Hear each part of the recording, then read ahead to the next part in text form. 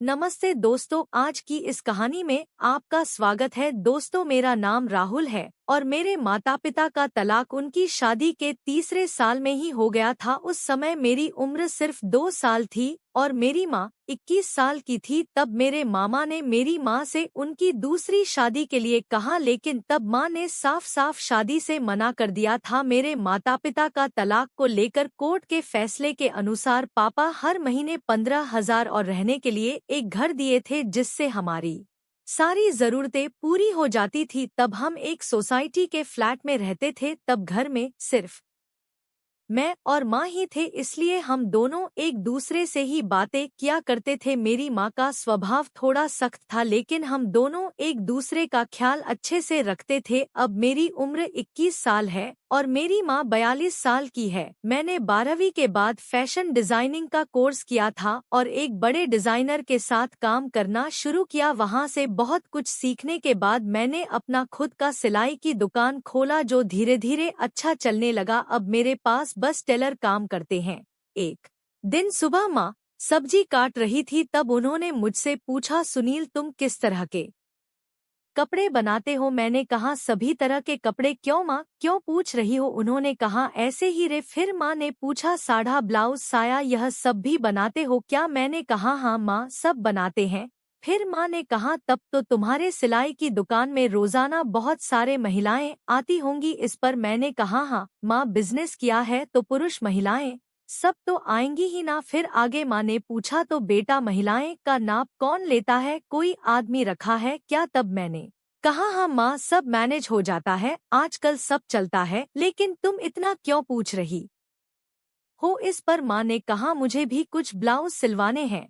मैंने कहा, माँ, आप इतनी देर से पहेलियाँ क्यों बुझा रही थी? अगर आपको ब्लाउज बनवाना है तो इसमें दिक्कत क्या है? तुम अपना पुराना ब्लाउज दे दो, मैं टेलर को दे दूंगा, वह बना देगा, फिर लाकर तुम्हें दे दूंगा। इतना सुनते ही माँ ने कहा, मेरा कोई भी ब्लाउज अब फिट नहीं होता है, नई नाप लेनी पड़ेगी। इस पर मैंने कहा, ठीक है माँ, मैं टेलर को बोल दूंगा, कल टेलर आकर तुम्हारी नाप ले लेगा, अब तो कोई दिक्कत नहीं है ना। तभी माँ बोली, बेटा, मुझे ऐसा नहीं लगता कि मैं किसी अजनबी आदमी को अपना नाप लेने दूंगी। मैंने कहा, माँ, अगर आप नाप नहीं देंगी तो फिर ब्लाउज कैसे सिलाएं? फिर थोड़ी देर सोचने के बाद माँ ने कहा, तू ही क्यों नहीं मेरा नाप ले लेता? यह सुनकर मैं हैरान होकर बोला, मैं, यह कैसे हो सकता है? माँ ने जवाब दिया, इसमें क्या है, मुझे तुझसे नाप लेने में कोई दिक्कत नहीं होगी। अब मैं थोड़ा असमंजस में पैड़ी अच गया था, क्योंकि दूर से देखने और किसी को छूने में बहुत फर्क होता है। लेकिन तब यह हाथ आया, मौका छोड़ना भी मुझे सही नहीं लगा। उस दिन सिलाई की दुकान बंद था, तब मैंने सोचा कि आज ही यह काम कर लेना चाहिए। फिर सुबह नाश्ता करके मैं सिलाई की दुकान से कुछ एल्बम और माप लेने का सामान लेकर आ गया। तब मैंने ऐसे एल्बम चुना था जिनमें डिजाइन वाले ब्लाउज दिखाए गए थे। इनमें से कुछ बहुत ही छोटे और बैकलेस थे। फिर मन ही मन मैंने तय किया कि आज यह काम अच्छे से पूरा करना है। 1 बजे जब मैं घर पहुंचा तब माँ रसोई में थी। उन्होंने मुझसे कहा, बेटा आ गया, तू सामान ले आया? तब मैंने कहा, हाँ, सब ले आया हूँ, अब तुम जल्दी से अपना काम खत्म कर लो। फिर थोड़ी देर बाद माँ मेरे पास आकर बैठ गई और एल्बम देखने लगी। तब वह हल्की सफेद साड़ी पहनी थी और उनकी साड़ी का कपड़ा इतना पतला था कि शरीर की रूपरेखा दिख रही थी। तब मैं माँ को देखते देखते खो गया। तभी उन्होंने तेज आवाज में कहा, सुनील, सुन रहा है तू? तब मैं चौंक कर बोला, हाँ, क्या हुआ माँ? तब माँ ने एल्बम दिखाते हुए कहा, इतने छोटे ब्लाउज कैसे पहन सकती हूँ मैं, मुझे यह डिजाइन पसंद नहीं है। तब मैंने समझाया, अरे यह सब तो बस डिजाइन दिखाने के लिए है, तू वैसे ही सिलवा लेना जैसा तुझे पसंद हो। फिर थोड़ी बहस के बाद माँ मान गई और बोली, ठीक है, चल अंदर माप ले ले। तब हम बेडरूम में गए। फिर मैंने माप लेने के लिए टेप निकाला। तब माँ खड़ी हो गई और बोली, सही से माप लेना ताकि बाद में दिक्कत कोई ना हो। तब मैं अपनी माँ का नाप लेने के लिए तैयार था। अपने मन पर और खुद पर पत्थर रखकर मैंने यह काम शुरू किया। तब मैं पूरी कोशिश कर रहा था कि यह काम एक प्रोफेशनल टेलर की तरह करूं। लेकिन इस दौरान मेरे दिल की धड़कन तेज हो गई। तभी माँ ने और करीब आकर मुझसे कहा, चल जल्दी कर, मुझे और काम भी करना है। फिर मैंने माप लेना शुरू किया और पहले मैंने माँ के बाजू, कंधे और कमर का नाप लिया। फिर थोड़ा रुककर मैंने माँ से पूछा, माँ ब्लाउज के नीचे की पट्टी इतनी छोटी क्यों होती है, इससे परेशानी नहीं होती क्या? मैंने सुना है कि कई महिलाओं को वहाँ के कपड़े काटने से दिक्कत होती है, क्या तुम्हें कभी ऐसा हुआ है? इस पर माँ ने सिर झुका लिया और कहा, मुझे तो अभी तक कोई दिक्कत नहीं हुई। फिर मैंने कहा, मुझे लगता है कि तुम्हें थोड़े बड़े डिजाइन के ब्लाउज सिलवा लेने चाहिए। इस पर माँ ने हामी भरी और मैं फिर नाप लेने लगा। मैंने गले का नाप लेना शुरू किया, टेप को माँ की गर्दन के चारों ओर रखा। तब मैंने यह ध्यान रखा कि मेरी उंगलियां उनकी त्वचा को ना छुए और उनसे 1 इंच की दूरी पर रहे। फिर आगे मैंने पूछा, गला इतना रखना है या थोड़ा कम ज्यादा करूं? क्योंकि मेरी माँ का गला थोड़ा बड़ा था और वहाँ थोड़ी सी गहराई दिखाई दे रही थी, इसलिए मैंने थोड़ा झिझक हुए कहा, माँ तुम्हें क्या ठीक लगेगा? माँ ने मुस्कुराते हुए कहा, बेटा तुम तो अब इस काम में माहिर हो गए हो। मैंने जवाब दिया, माँ तुम जैसा कहोगी मैं वही करूँगा। फिर माँ ने फिर कहा, टेप को इतना दूर क्यों रखा है, इसे सही जगह पर रखो तभी नाप सही आएगा। यह कहते हुए माँ ने टेप को अपने हाथ से सही जगह पर लगा दिया। इस दौरान मेरे हाथ पहली बार माँ की गर्दन को छू गए। तब मुझे ऐसा लगा जैसे मुझे जोर का झटका लगा हो, लेकिन मैंने खुद पर काबू रखा और उस पल का पूरा आनंद लिया। तभी माँ ने कहा, यह पुराने ब्लाउज अब टाइट हो गए हैं, अब मैं थोड़ा ऊंचे और गहरे गले के ब्लाउज सिलवाने की सोच रही हूँ। तुम्हें क्या लगता है सुनील, तुम तो इतनी महिलाओं के कपड़े सिलते हो, बताओ मेरे शरीर के हिसाब से क्या और कैसे अच्छा लगेगा? तब मैंने सोचा कि अगर मैंने अब आगे कदम नहीं बढ़ाया तो मैं अपने आप तक ही सीमित रह जाऊंगा, इसलिए मैंने अलग अलग तरकीबें आजमाने का फैसला किया। मैंने माँ को बड़ी सहजता से अपने सिलाई की दुकान में बनने वाले अलग अलग डिजाइन के ब्लाउज के बारे में बताने और समझाने का सोचा। मैंने कहा, मुझे लगता है कि गला जितना गहरा है उतना ही काफी है, लेकिन अगर गले को गहरा रखकर बाकी हिस्से को थोड़ा बड़ा बना दिया जाए तो कैसा रहेगा? फिर मैंने टेप को उनके गले से निकालते हुए कहा, और गले को थोड़ा और गहरा बनाने में क्या दिक्कत है? फिर माँ बोली, बाकी हिस्से को बड़ा कैसे करेंगे यह बताओ। अब माँ भी थोड़ा असहज होने लगी थी और यही मैं चाहता था। मैंने कहा, 1 मिनट रुकिए, मैं आपको समझाता हूँ, लेकिन उससे पहले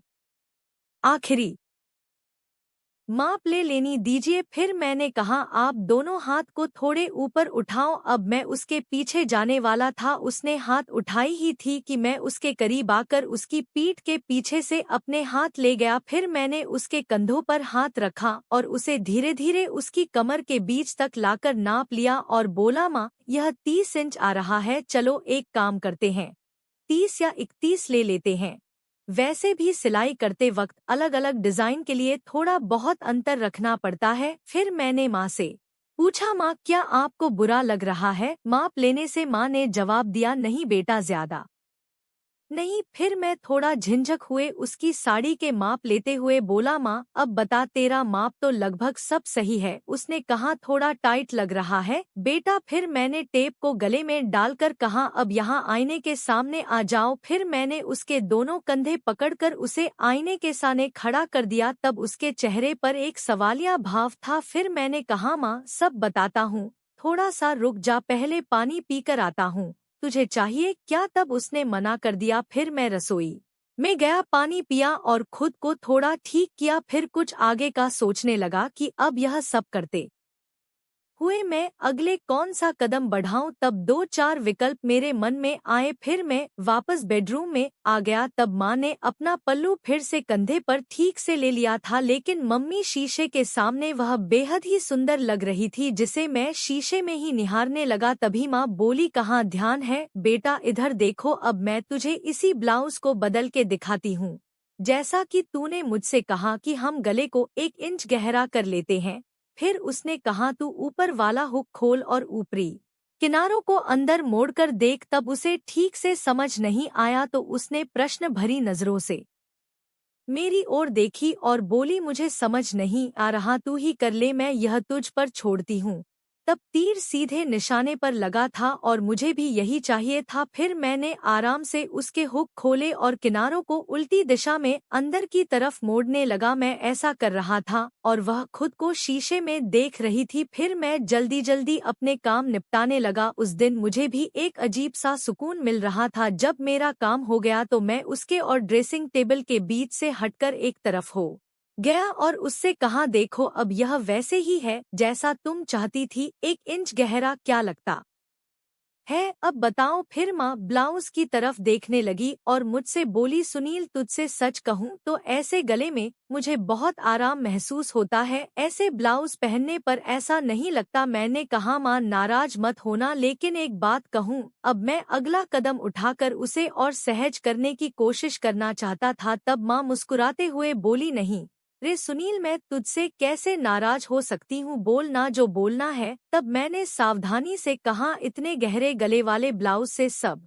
कुछ बहुत ज्यादा नजर आता है और यह थोड़ा अजीब भी लगता है। यह सुनते ही माँ ने अपने ब्लाउज की तरफ मोड़ी और हंसते हुए बोली, मुझे कौन देखने वाला है सुनील, घर पर तो हम दोनों ही रहते हैं और बाहर मुझे बहुत कम ही जाना पड़ता है। वैसे भी तुम्हारे सामने मुझे कोई दिक्कत नहीं होती। मैंने कहा, माँ मुझे यह जरूर लगा कि आपको बता दूं, फिर आप जैसा बोलोगी वैसा ही होगा। इस पर माँ मुस्कुराई और बोली, ठीक है बाबा, अब तुम करो। फिर मैंने कहा, मैं तुम्हें वैसे ही ब्लाउज दिखाता हूँ जैसा मैं बता रहा था। उसके बाद मैं उसके एकदम सामने गया। जैसे ही मैं उसके पास गया वह थोड़ा आगे बढ़ी। फिर मैंने ब्लाउज का हुक वापस लगाने के लिए ब्लाउज को ठीक करना शुरू किया। फिर फोटो लेने के बाद मैंने उसे वापस सही से पहना दिया। फिर मैंने उसके दोनों कंधों के पास से ब्लाउज के किनारे पकड़ा और हल्का सा खींचा ताकि उसके कंधे साफ नजर आए। ब्लाउज अब ढीला हो गया था और उसके कंधे लगभग उघड़ गए थे। इसके बाद मैंने नीचे से दोनों तरफ अपनी 2 उंगलियां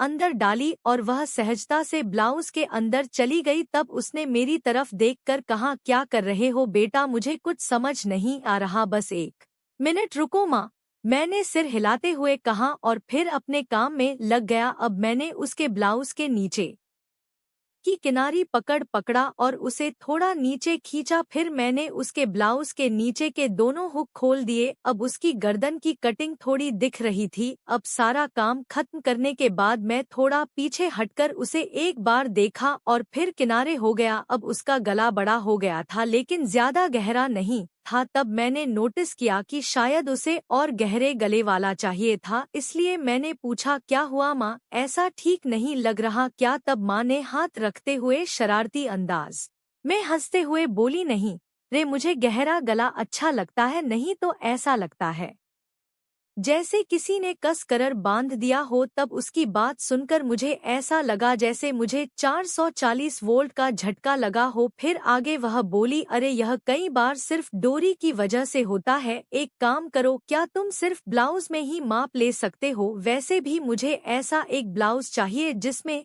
नीचे कुछ पहनने की जरूरत ना हो। अगर माप सही से लो तो बेहतर रहेगा। मैंने कहा, हाँ माँ, यह सही भी रहेगा, लेकिन बाकी ब्लाउज के लिए तो नीचे पहनना जरूरी होगा, नहीं तो वे टाइट हो जाएंगे। तब माँ ने सिर हिलाते हुए कहा, ठीक है तुम यहीं रुको, मैं आती हूँ। फिर वह बाथरूम में चली गई और दरवाजा थोड़ा सा खुला ही छोड़ दिया। तब मन में ख्याल आया कि दरवाजे के पीछे से झांकू, लेकिन मैंने संयम बनाए रखा क्योंकि मैंने तय किया था कि धीरे धीरे माँ को अपने सामने सहज बनाना है। फिर 5 मिनट बाद माँ बाहर आई और मेरे सामने आकर खड़ी हो गई। तब एक पल के लिए मैंने उसकी ओर देखा और देखकर हैरान रह गया, लेकिन मैंने कोई प्रतिक्रिया नहीं दिया और अपने काम में लग गया। फिर मैंने कहा, माँ अब हम सिर्फ तुम्हारी पीठ का ही माप लेंगे क्योंकि फर्क वहीं से पता चलेगा। तब माँ ने हल्के से मुस्कुराते हुए पूछा, क्या रे, तुम लोग सिलाई की दुकान में भी औरतों को ऐसे ही कपड़े उतरवाने को कहते हो क्या? फिर आगे माँ ने अपना हाथ मेरे कंधे पर रखते हुए और शरार अंदाज में हंसते हुए बोली, तुम्हारी तो मौज है बेटा, इतनी सारी औरतों को संभालने का काम मिलता है। इस पर मैंने जवाब दिया, माँ मजा कैसा, मैं तो अब कुछ खास औरतों को छोड़कर माप लेना बंद कर चुका हूँ।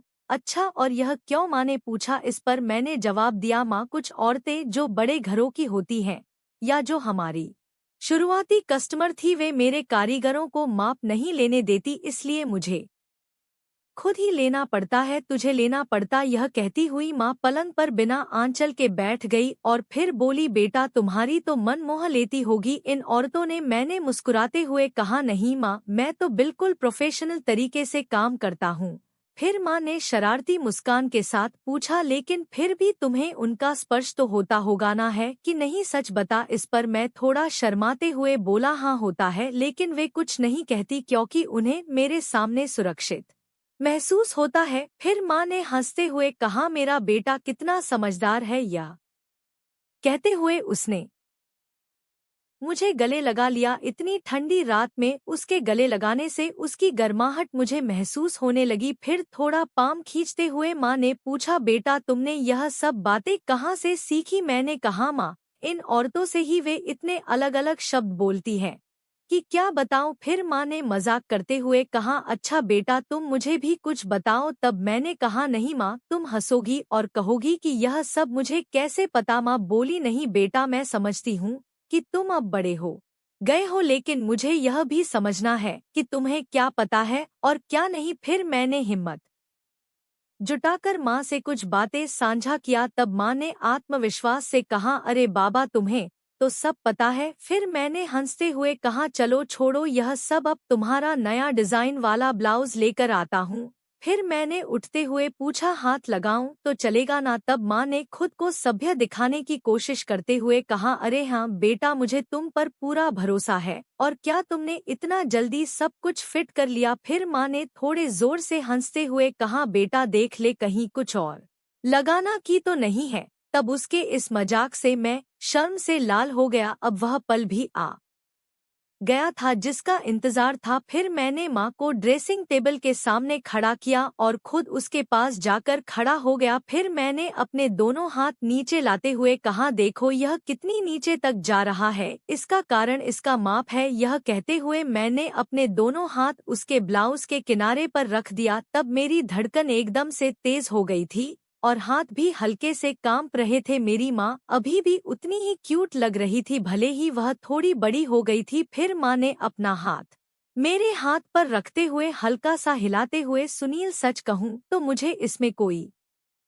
दिक्कत नहीं है, मैं ऐसे ब्लाउज पहनने को तैयार हूँ, लेकिन मेरी एक ही शर्त है, गला जितना गहरा हो सके उतना चलेगा। तभी मैंने हाथ हटाते हुए पूछा, माँ एक बात बताओ, तुम्हें और बाकी औरतों को गहरा गला ही क्यों पसंद आता है? नॉर्मल गला भी तो अच्छा लगता है। इस पर माँ ने मुस्कुराते हुए बोली, अरे बेटा, मुझे तो यह घर में ही पहनने हैं, घर में तो कोई दिक्कत नहीं है, इससे थोड़ा आराम लगता है और गर्मी भी नहीं लगती। फिर माँ बोली, बेटा तुम एक बात बताओ, अगर गला बहुत गहरा हुआ तो पट्टी दिखेगी क्या? मैंने जवाब दिया, हाँ जरूर दिखेगी, लेकिन अगर गर्मी लगती है तो? और घर में सिर्फ गाउन क्यों नहीं पहनती? खैर कुछ ना पहनो की तब भी चलेगा, मैं तुम्हारे लिए एक सुंदर स्लीवलेस गाउन सिलवा देता हूँ। तब माँ ने अपना नाक गाउन, और वह भी स्लीवलेस, मुझे पसंद नहीं है। तब मैंने समझाते हुए कहा, अरे घर में तो कोई दिक्कत नहीं है, वैसे गर्मी में पेटी कोट भी नहीं पहनोगी तो और आरामदायक लगेगा। चलो एक काम करते हैं, एक ऐसा गाउन सिलवा कर देख लो, बस एक बार पहन कर देखना, अगर अच्छा लगे तो ठीक, वरना मत पहनना। तब माँ ने सोचा और कहा, ठीक है बाबा, एक बार ट्राई कर लेंगे, अब आगे या करना है? मैंने हल्की मुस्कान के साथ कहा, अब तो बस इसे फाइनल कर लेते हैं, और अगर गावन अच्छा लगा तो तुम्हें और भी सिलवा दूंगा। फिर मैंने माँ को गाउन का सैंपल दिखाने के लिए अलमारी से गाउन निकाला और कहा, देखो यह स्लीवलेस है, लेकिन इसका मटेरियल बहुत कंफर्टेबल है, इसे पहनकर देख लो, अगर अच्छा लगे तो इस डिजाइन में कुछ और बना दूंगा। माँ थोड़ा हिचकिचाए, लेकिन फिर उसने कहा, ठीक है इसे पहनकर देखती हूँ।